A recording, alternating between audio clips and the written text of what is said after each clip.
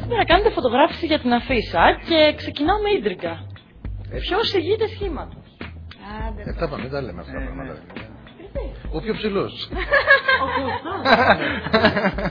Την αφίσα, ποιος θα είναι λίγο πιο έξω, ποιος θα είναι λίγο πιο πίσω. Πιο γεμάτος θα είμαι εγώ. Πιο αδύνατος ο Κώστας, με τα πιο αδύνατη η ηλικία της πηγαίνει. Με τα κιλά πάει η αφίσα. Κοιτάξτε, αυτό που ρωτάτε είναι λίγο αγενές απέναντι, πώς λέμε, είναι σαν ρωτάς σε μια κοπέλα, σε μια κυρία, πόσα κιλά είσαι. Κατάλαβες κάτι τέτοιο. Δέσαμε τα τρία ταλέντα μαζί, παρουσιάζουμε ένα τρίο καλλιτεχνικό και έχουμε τον κόσμο ως δέκτη να αποφασίσει αν του αρέσει ή όχι. Η φωτογράφηση έχει κόνσεπτ. Επί του καναπέως τώρα που βλέπετε. Ένα είναι. Και... 25 Σεπτεμβρίου ξεκινάμε και θα είμαστε στο θέατρο στο πρωινά μου.